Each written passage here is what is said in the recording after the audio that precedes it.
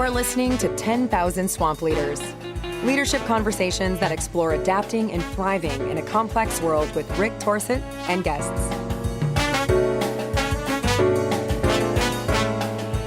Hi, everybody, and welcome back to 10,000 Swamp Leaders, a podcast about leading in difficult times and difficult situations. Today, I am welcoming back a familiar voice to many of you, Mike Starsinich. If you listened to the episode last week, you heard Mike talk in great detail about Ukraine and the situation there. That conversation drew a lot of responses, and Mike and I followed up a little bit about what we were hearing. And Mike had the idea of inviting a colleague and friend that he's known for a long time, who is Ukrainian, into the conversation. And so today, it's a great pleasure to have Polina Makarova, make sure I have that correct. Makarova. Makarova, thank you very much. I knew I'd mess it up. It's a rhyme with macaroni and Macarena. It's Makarova. I practiced that and I knew I'd blow it, so I apologize right out of the gate. So our conversation today is going to be a firsthand account by Polina about the last 7 days that she's been experiencing in her homeland. And to get into that conversation, I'm going to ask Mike to begin by sharing with the listeners how the two of you met. And then, Polina, that will give you an opportunity to share with people who you are and what you do prior to the last 7 days. And then we'll go from there. So, Mike, over to you to share a little bit about the connection with the two of you, please. Thanks, Rick. And I really appreciate you doing this in the introduction, because last week when you asked me questions, I say, well, how do I know that? Let's ask somebody who really knows, which is what I do in my work. Let's find somebody who's in the situation. Let's ask Polina. So I'm so glad Polina has joined us. It's been overdue. I think we pledged to meet up every year after we met, and we haven't been able to. Since 2017, Polina and I met at the Plan B Festival in Kharkiv, which is a really remarkable festival of activism and music, the best music and DJs in Europe, best new music, with some sort of social activism connected to it. I hope we'll come back to that because it's something that has really shaped my life and a lot of our lives. And Polina was helping. She volunteered for the festival, which hundreds of people must have been volunteering. But Polina had, I hope it was an okay role of helping me get around and interpret for me with my awful Ukrainian, and also gave me an amazing tour of this remarkable city that's now under siege. So, Polina, so you meet this guy from Pittsburgh. Share with people a little bit about who you are, as I know you have some artistic aspects in your background. So just give people a little context of who you are. Hi, everyone. Thank you, Rick and Mike, for giving me voice. It's very important for all of the world right now, but especially for Ukrainians. I'm 29 years old and I'm a graphic designer. All my life, I tried to use my professional work as a form of activism. I created design for anti-corruption projects, for ecological projects, for feminist project, for Kharkiv Pride movement, and so on. This was my life, and I was building my country. I was, in any way I could, contributing to reform in Ukraine. So it is a proper European state. And then 7 days ago, everything changed. I know that there are hundreds of thousands of people, Ukrainians, on the move. The rest of the world is calling them refugees. I'm not sure what you call it, but I know you're one of them right now. So would you share with people what the last 7 days have been like for you since the invasion started? Can I share the atmosphere in Ukraine and my feelings before the invasion? Absolutely. So since 2014, when Donetsk and Luhansk were declared People's Republic, it was done by Russia, firstly, and I hope now the world sees it. And my native city, Kharkiv, it was also proclaimed to be Kharkiv People's Republic, but our Ukrainian special forces, they freed the administrative building that was, it was taken and captured, and the Russian flag was put on it. So this destiny of being part of Russia in 2014, in 2015, it didn't become our reality, and we were very grateful for it. But still, we lived in fear for 8 years. We lived in fear, but we continued to build our life. around 2015, 2016, I asked my husband, are you sure that we want to build our life here? Because we are not safe here. Putin will come for us. He said, no, I think it will be all right.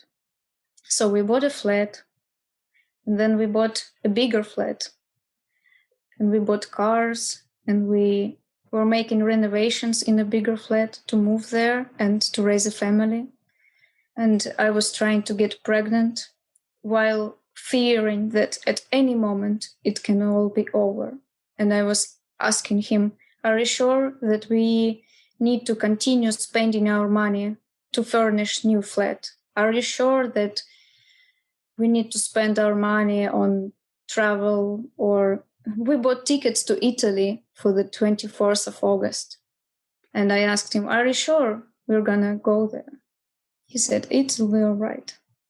And we lived like this till the last day, even though the information kept coming about chances of invasion raising and raising with each day.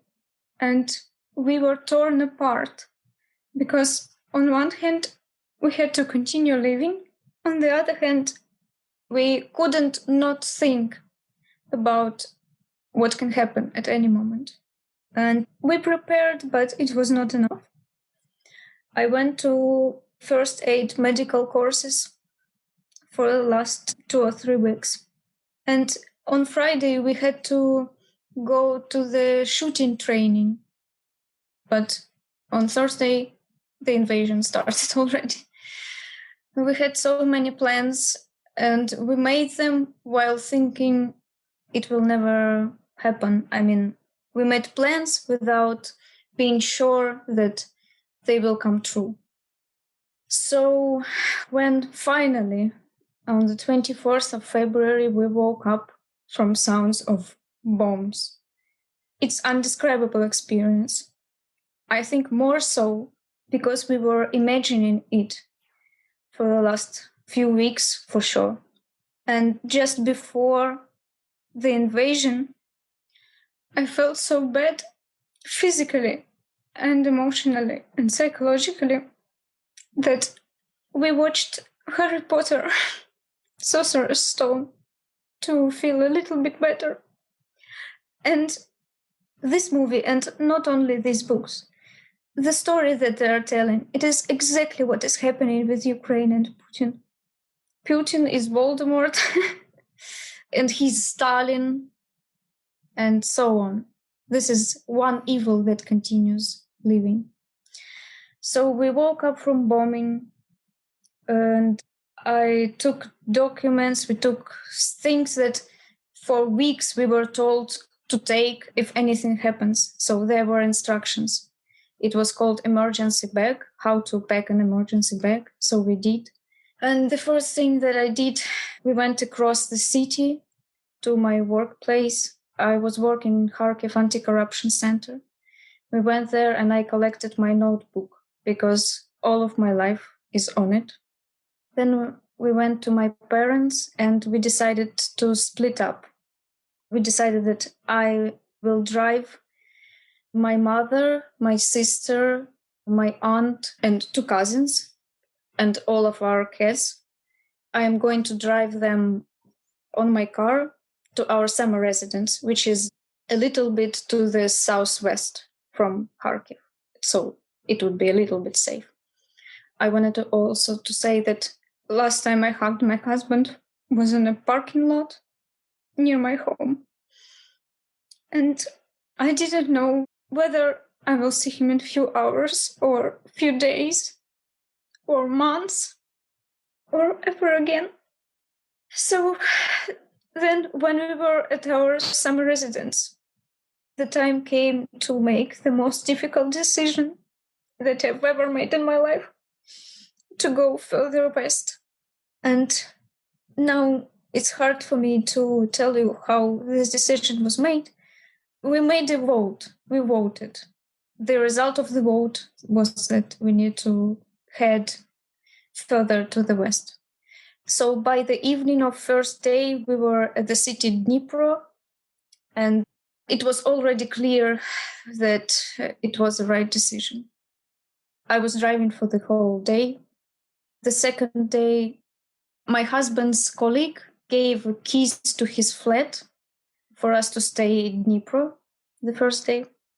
He gave us keys and then he said, take them with you. I don't need them.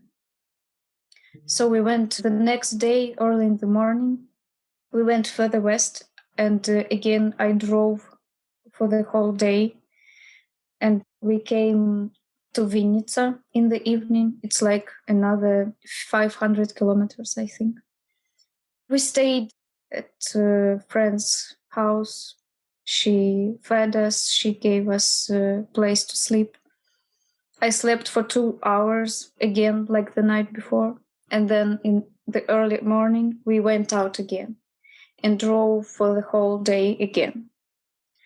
We drove, and each day the situation on roads was worse and worse. If first day it was not a lot of cars, everyone was obeying rules and everything was calm. Second day it was more urgent. People were driving faster, a little bit less carefully. And on the third day, it got worse from morning to the evening. People were driving as fast as they could. They didn't panic, but there was a sense of urgency. Everyone was moving fast, but it was controlled.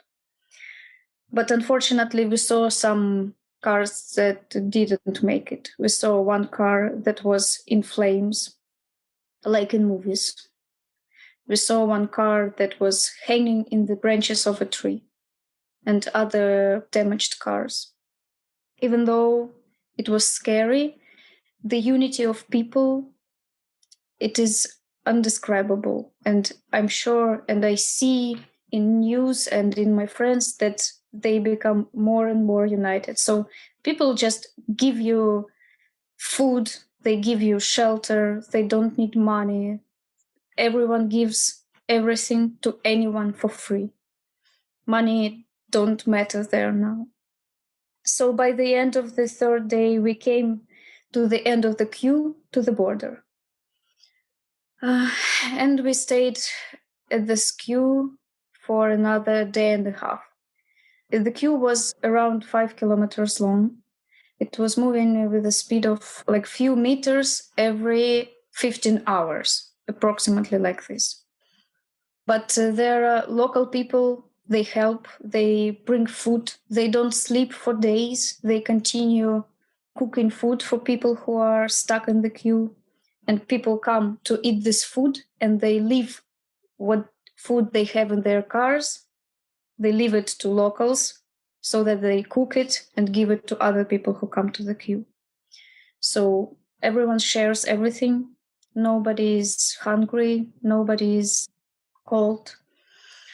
So yeah, we crossed the border after 4.5 days. I think I may be a little bit confused. And I thought I was exhausted because I slept for like 8 hours over this time. But I decided that we will go straight to Warsaw. The crossing of the border was very quick, and I'm very grateful for Polish government and all Polish people. They are helping very hard. They are very concentrated to give help. They are very compassionate, and we appreciate it. So as I said, after we crossed border, I was very tired, but I decided that we have to go straight to Warsaw. So we went to Warsaw.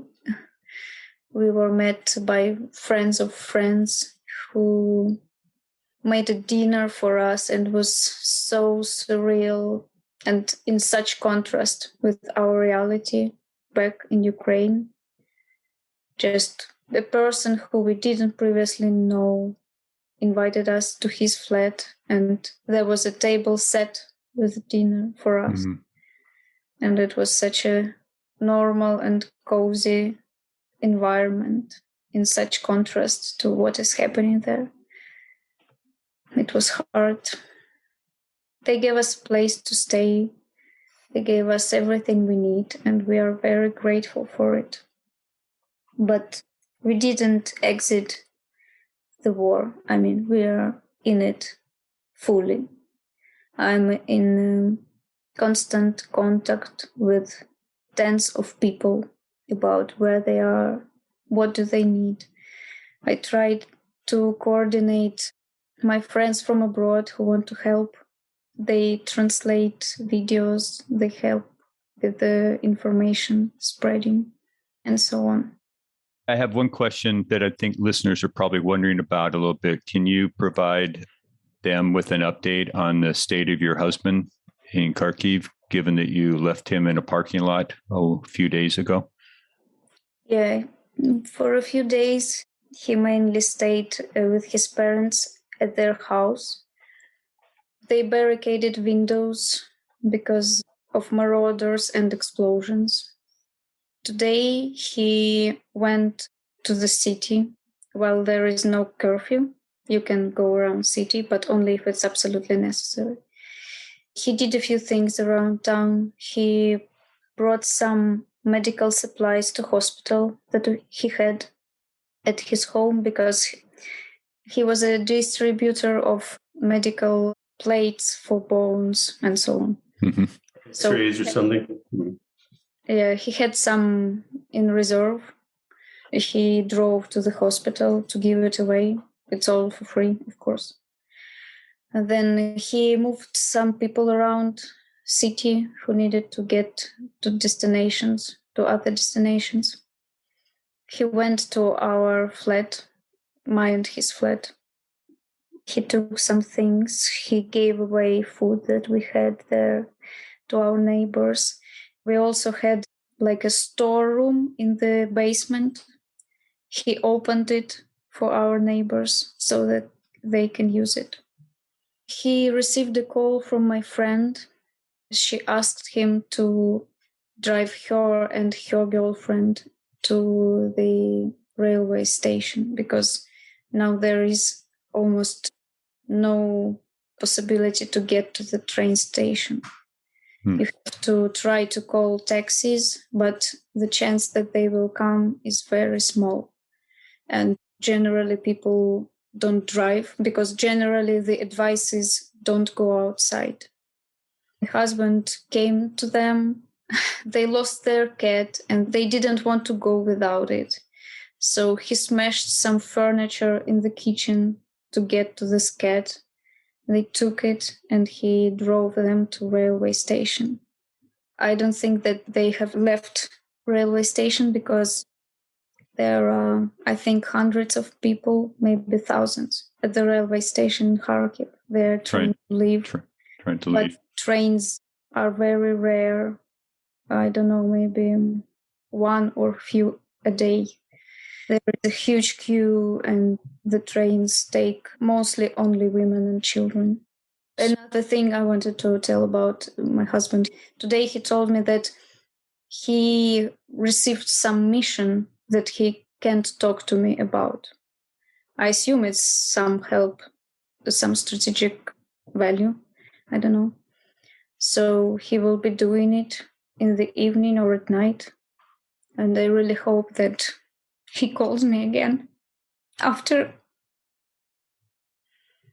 Mike, it's been a week since you and I spoke about this situation, and I know that you have your people in the country and you're in communication with all sorts of folks. Can you add kind of a refresh from your perspective about what's changed since we last spoke and any other thoughts you have about the situation? Yes, thanks. That's not easy, Rick. I hope I can do justice to the topic. Number one, I have to say thank you, Polina, for sharing with us. You have to say hello to your husband when you speak to him later after this operation. Tell him I said a big hi and send a hug. He's about 6'6" tall. And so the last time I saw him, he hugged me goodbye. And I got one of the best bear hugs in my life. Also, when he took us out, he showed us the best beer making in Kharkiv and suggested what beers we might drink.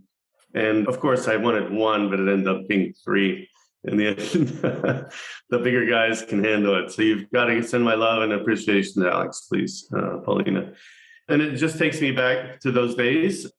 if we look at the current situation, I do think about Kharkiv and Kiev, and I think about the East, which I think has been undercovered in the media. So I spent yesterday trying to reach CNN and New York Times. All were informed that they should be reporting what's happening in Mariupol, which is further to the east. So the update really is that I think that Vladimir Putin, Voldemort, we shouldn't say his name, either that guy or that guy.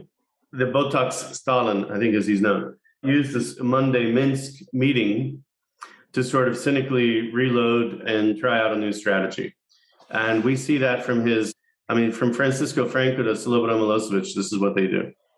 He used that opportunity to reload and re-strategize and decide that they had to take the attack full on to the civilians of Ukraine, in these cities at least. I don't know how those decisions are made, but it's a tragic mistake from him. It's a historical mistake that will live in infamy, and he has cemented his place in the gallery of tyrants forever.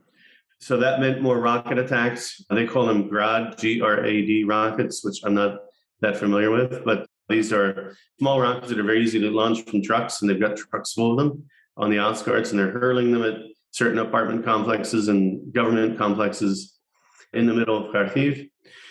One missile landed at the center of Kharkiv and took out the Slovenian ministry and one of the government offices right near the mayor's office in the Freedom Square that Polina took me all around. President Zelensky repeated yesterday, this is the largest square in Europe or the second largest. And to me, it's kind of one of those moments where everything is the best or the second best anywhere. Anywhere you travel, well, this is the biggest square. I thought it doesn't have to be the biggest. It has a huge heart. It's a beautiful big place with this constructivist architecture surrounding the square, which is Le Corbusier kind of failing to make the radiant city in Paris, but succeeding to make it in Russia and in Ukraine and in former Soviet republics right there in the 1920s. This is the masterpiece of that style, which is very severe but elegant and clean with no decorations kind of style modernist architecture. That's it. For architects, they know the square and they know the building. Any architect in the world has studied this place. So I do remember walking around there and hearing all the details from Polina. We looked at the statues of the 3 Nobel Prize winners from Kharkiv, really a city of science. We saw the statue of the students who were killed in World War II, a very beautiful bronze ensemble, sculpture outside the youth center. We went inside the building right behind that and saw 2 stories of art, a very contemporary art exhibit from folks, mostly sculpture from folks all around Ukraine. It was very beautifully done. So Kharkiv is under onslaught. Everybody's in the basement when the firing is going on. People are hiding. The sound of shooting is interminable, and you really can't get a rest. It's quite disturbing. So that's Kharkiv, and it's a bit puzzling. The first time I went there, I thought, we're just 20 miles from Russia or 10 miles from Russia. Why haven't they come and taken it? I felt that sense of fear that Polina referred to, because it's so close. Even though the conflict was, at that time, a little bit far away, you thought, my goodness, this place is kind of vulnerable. But at the same time, it's beautiful. It's got this modern subway system. People get to work, then they get up above ground and walk. Everybody's walking everywhere. It's a very walkable city. Ukrainian cities miss the 50-year downswing that American cities had, at least in one regard. I'm trying to think, I should probably move to Mariupol. Mariupol's also under onslaught. That's a steel and port city in the east that is encircled by Russian forces and is getting bombed from all sides, mostly outside at the moment and then on the left bank of Mariupol, which is making at least 2,000 people run away to central Mariupol. They need help in humanitarian supplies. And in Kiev, I don't have an update today because, as Polina said, you're just checking your messages every 5 minutes. I just haven't had a chance to catch up here. 11 o'clock in Pittsburgh. Thank you. Polina, when we were talking before we started this episode, you said something to me that you knew this was coming, you being the country, and you didn't do enough to get ready for what was coming. Because you had some thoughts about what I'm going to say is the potency of fear. From your perspective, as you sit here right now, what's your reflections on how the country got ready for this and where are they now? And I know it's a very difficult, impossible question to even think about answering right now, but what lies ahead based on how you've entered this as a country from your perspective? I can tell you this. We were fearing, but we couldn't believe that it is possible to do what Putin does now. And after crossing this portal from thinking it is impossible to thinking that everything is possible, we are now ready for nuclear war. I'm telling you it straight. And we are ready for it, and we will never give up. And this is what every Ukrainian now says. There is no return. We wouldn't give up at any point earlier, but now we have lost so much that we don't care. We will fight until the last breath of the last Ukrainian, and not only Ukrainian. And if Putin starts nuclear war, then so be it. We can't do anything about it. What we can do is continue fighting, and maybe something will survive. And I think the world starts to understand it now, but it's not enough, unfortunately. So, what can people listening do to be of help? Firstly, they can share information, because Russia fights on the informational front also. And I saw instances and I saw screenshots of messages that said, this is the job for you Russians. I mean, this is directed at Russians. You have to download videos of war crimes that are committed right now in Ukraine, and you have to resound them. You have to record sound as if like from the first person who is filming this video, and to record the text which explains that these are Ukrainian soldiers, Ukrainian military troops which are destroyed, or that these victims are victims of Ukrainian army, and so on. So to reverse it. They're manufacturing these fakes. So if the world doubts that Russia is aggressor and they are destroying Ukraine, then the world doesn't deserve to exist. This is my view. If the world gives up on Ukraine now, then it doesn't deserve to exist, because it will mean that everything, every value of free world, of the West, of Europe, of all these human values, they are declared. If they mean something to the world, then they have to be defended. They do mean something for us Ukrainians, and we are dying for these values now. You know, like the value of the dollar currency is guaranteed by gold. The value of human values is now guaranteed by Ukrainian lives. But if Ukraine fails, if Ukraine falls, if they kill us all, and the world doesn't do anything, these human values, it will mean that they don't exist, because the world declares them. If the world declares them, the world has to do something, not only declare, but fight. And every person all over the world has to fight this fight right now in every way that they can. They can help in media, they can help financially, they can go to demonstrations. If everyone does everything they can, then we will survive as a human race. Thank you for that. It's a clear call for action. Can you help us understand what you will now do from Warsaw? I am staying in contact with all of my friends, making sure that they're okay. And if they need something, I can help them get contacts and so on. I will continue to spread truth, to spread my experience and information about what is happening with my people. And I will move further west, because people are coming here to Warsaw, here to Poland. And I'm very grateful to Polish people, and I really don't want them to get tired of helping Ukrainians. That's why we will make space for them, and we will move further west.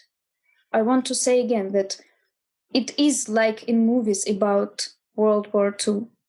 There are bombs, there are dead people, there is panic, there is fear, there is hunger, and each minute is of value.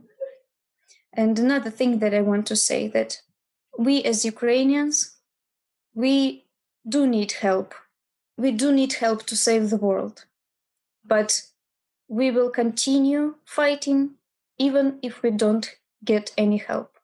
You should see videos of people who are coming out to the streets carrying Ukrainian flags, and they stand before Russian tanks. They lay near tanks. They hold it with their hands. You can't defeat such people, and you will never defeat them, but you can run out of them. And I really liked what Mike said, that Ukraine is the center of the universe right now. If the universe is a place for people, for a human race, then Ukraine is the center of the universe right now. Maybe he can talk a little bit more about it. Mike, some final thoughts from your side? It's hard to know what to say except to endorse what Polina has said. I think we have to listen and listen closely. I think the words are there. I think, Rick, when we see this publicly very soon, we'll hear the words and we'll also see them written down. And I think it will require us to go back and think and pick out things that mean something for that day and for that moment. Polina, when we were discussing before we started recording the possibility that things are happening and changing so fast that it's possible that you want to expand the conversation from where we're going to leave it here. And so we have an agreement that all you need to do is let me know that you want to come back and share more stuff, and then we'll have a conversation, the three of us together on this. If there's other people that you think should be in that conversation, then we'll make room for them and we'll do it that way as well, whatever accommodates what you think is the situation that you want to address at that time. So I'm going to give you the last opportunity to say anything you want to the listeners before we bring this episode to a close. Thank you so much. I want to say again that we will never surrender. We will fight until our dying breath. We will dedicate our lives either to rebuilding our beautiful country or fighting Russia. Every one of us. I want to ask listeners to think about what it means for them, and that the moment when all this situation will touch them physically, it will be too late. You have to do something before it. I also want to thank our Ukrainian army. They are heroes of undescribable measure. And we have so many funny jokes and memes about this war. You can't imagine. We have to translate them. One of them is that NATO has to join Ukraine in the sense that Ukraine wanted to be a part of NATO. Now NATO has to be a part of Ukraine because we are stronger and so on. And I really want to thank my president. I didn't vote for him. I even didn't respect him. But now he's more than a leader. Ukraine is the center of the universe. Zelensky now is the superhero of our planet. So I truly and insistently advise everyone to listen to his speeches that he gives. He formulates everything very clearly. And thank you for inviting me for another part. It's an honor, and I will come back for sure. And I really hope that we will have some good news to talk about. Well, Polina, it's my honor to have you here and your voice and your message. And I don't want it to be the last one. I think there's a future here that's coming, and your capacity to feel it and articulate it in words that people can understand is really potent. And it's important for them to hear this conversation because it's a piece that's missing in the dialogue that's going on, I think. So we'll continue to do that. Mike, thank you again for being part of this. We will be back together again, I'm quite sure. So thank you, everybody, for listening. And Polina, thank you very much. And do take care, please. Thank you. I will. Thank you for listening to 10,000 Swamp Leaders with Rick Torset. Please take this moment and hit subscribe to follow more Leadership Swamp conversations.